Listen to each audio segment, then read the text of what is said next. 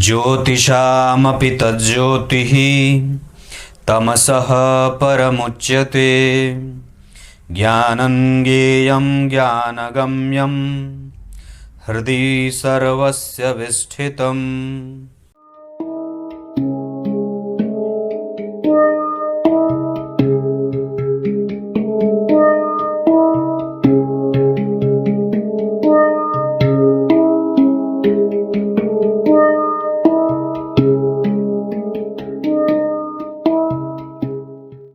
प्रिय दर्शकों नमस्कार। एक बार फिर से उपस्थित हूं आप सबके सामने बुधवार के कार्यक्रम में। पत्नी कब सहभागिनी बन जाती है, उन्हें और उनका सर्वस्व संपूर्ण लाभ हमें कब मिलता है, इस विषय को आज जानेंगे।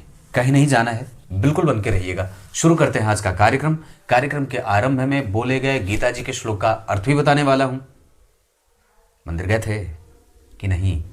मंदिर जाइए और तब आकर के ये कार्यक्रम देखिए। अगर नहीं गए हैं तो, अगर आ गए हैं तो बैठे बैठे देख लीजिए। थोड़ा सा कार्यक्रम है। शुक्र के व्यय स्थान में जब सूर्य होते हों कुंडली में, वैसे सूर्य बुध और शुक्र हमेशा ही सन्निकट ही होते हैं। इनकी जो धुरी रेखा है, इनकी जो परिक्रमा की पथ की स्थिति है, वो बिल्कुल ही सन्निकट होकर के गुजरती है। तो ये कभी भी एक दो घर आगे पीछे ही होते हैं, गुड़मुड़ ही होते हैं। कब वो जीवन संगनी सच्चे मायने में होती है, कब वो आपके ही सुख के लिए हमेशा आपसे ही लड़ती रहती है, हमेशा आपकी चिंता के लिए और आपकी मनोदशा को समझने के लिए तत्पर और बेचैन रहती हैं, कब वो संपूर्ण प्रेम देने के लिए लालायित रहती हैं। कैसी स्थिति होगी कि पत्नी का सर्वस्व सुख जातक को मिलता है? कैसी वो स्थिति ग्रह की होती होगी जो अपने पति और पत्नी का दाम्पत्य का सुख बहुत अच्छे तरीके से लोग जीते होंगे और भोगते होंगे। एक साथ समानांतर कैसी चीजें चलती हैं और कैसे जीवन का सर्वस्व सुख है। एक बात बड़ी अद्भुत है। अभी कल ही मेरी किसी से बात हो रही थी, 1959 हो या 60 उनका डेट ऑफ बर्थ था। माता जी, उन्होंने कहा कि मैंने तो अपना सब कुछ अपने पति को दिया है, पर जब कभी भी मैंने उनसे चाहा है तो उन्होंने मुझे कुछ भी पलट के नहीं दिया है। बहुत सारी चीजें होती हैं। जब आप दाम्पत्य में बंधते हैं तो बहुत सारे स्वप्न पालते हैं, और जब एक एक करके वो स्वप्न तार तार होते हैं और नहीं मिलते तो फिर बड़ा अंधेरा सा लगता है कि क्या हो गया, जो सोचा था वो सब खत्म हो रहा है।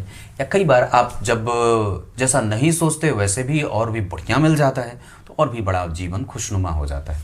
ये दाम्पत्य का सूत्र ऐसा है जो व्यक्ति को कई बार सोचने को विवश करता है और कई बार जीवन के लक्ष्यों को और भी ज़्यादा आसान बना देता है पाने में। आप कई बार जब कभी भी, जैसे गृहस्थ का जीवन जो है वो सबसे सर्वोत्कृष्ट जीवन माना जाता है। चारों वर्णाश्रमों में सबसे ज़्यादा श्रेष्ठतम जो आश्रम है वो गृहस्थ आश्रम ही है। पर इसके भी बड़े सिद्धांत हैं जो अगर ना मिलें तो व्यक्ति को कई बार छलिया, कपटी, द्वेषी और आत्महत्या तक करने को मजबूर, और कई बार बहुत सारे जीवन के मर्म को बिल्कुल ही उलट पुलट रख देने वाले होते हैं।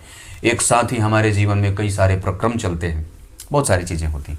मैं क्या बोल रहा था कि कब कभी आपकी पत्नी का सर्वस्व सुख आपको कब मिल रहा होता है, ये सिद्धांत अगर ज्योतिष के माध्यम से समझा जाए तो कब ये लागू होता है। तो उसके पीछे के दो ग्रह बड़े अच्छे महत्वपूर्ण ग्रह हैं, जैसे शुक्र और सूर्य। अगर आपकी कुंडली में शुक्र के ठीक पीछे सूर्य बैठे हों, शुक्र के व्यय भाव में सूर्य बैठे हों, तो इसे आपको ऐसे फल समझ लेना चाहिए कि आपके बच्चों को लेकर के, आपके माता पिता को लेकर के, आपको लेकर के, आपके छोटे या बड़े समाज को लेकर के, आपके सामाजिक छवि को लेकर के, आपके आर्थिक तंत्रों को लेकर के, आपके परिदृश्य को लेकर के, आपके सामाजिक परिदृश्य को लेकर के, आपके धार्मिक और आध्यात्मिक चिंतन और उसके क्षेत्रों को लेकर के, आपके प्रत्येक परिस्थिति को लेकर के, आपके स्वास्थ्य से लेकर के, आपकी छोटी से छोटी और बड़ी से बड़ी प्रत्येक जरूरत को समझने वाली ऐसी पत्नी प्राप्त हो जाती है।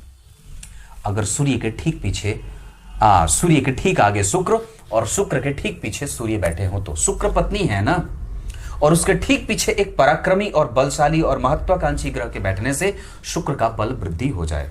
शुक्र जहां बैठते हैं उससे ठीक अगले भाव की वृद्धि करते हैं तो व्यक्ति का प्रेम तो वैसे ही लबालब भरा रहता है, परंतु मैंने यहां पे शुक्र को यहां दिग्बल क्षेत्र में बिठाया है, पर कोई आवश्यक नहीं है। ये भाव ऐसा मत देखिएगा, भाव कहीं भी हो, राशि कोई भी हो, सिर्फ दो चीजें देखनी है। शुक्र के ठीक पीछे सूर्य हैं क्या?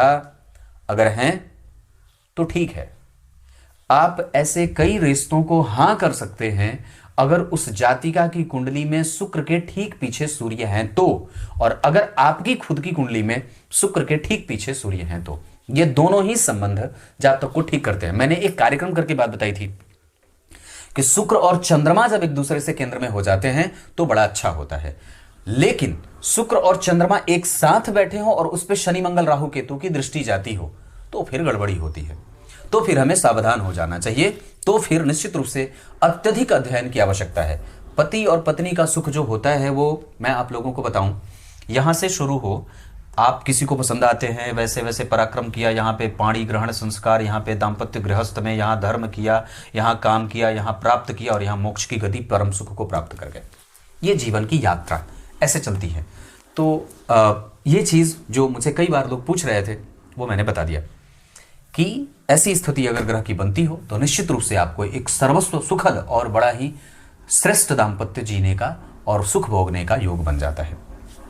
आइए अब आपको गीता जी के श्लोक का अर्थ बता देता हूं। गीता जी के 13वें अध्याय के 18वें श्लोक में भगवान के बारे में बात कही गई है। वो ज्ञान स्वरूप, जानने के लिए उत्सुक और जानने के लिए बहुत सारी चीजों को समाहित करके रखने वाला, हमेशा सबके अंदर गुण और दोषों के साथ उत्पन्न होता है और विराजमान होता है। साथ ही साथ वो प्रत्येक गुण और अवगुण से परे है, जिसके बारे में कभी भी कुछ भी कहने की स्थिति में साक्षात वेद भी नहीं है। ये वो परमात्मा परम तत्व है जिसके बारे में विचार करने के भी स्थिति में कई बार हम शून्यता की स्थिति को प्राप्त कर जाते हैं। कुछ इसी तरीके से आज के कार्यक्रम का समापन करते हैं। तब तक के लिए इजाजत दीजिए। कल एक बार फिर से उपस्थित होंगे आप सबके सामने। कार्यक्रम प्रत्येक दिन का देखा करिए। तब तक के लिए बहुत बहुत नमस्कार।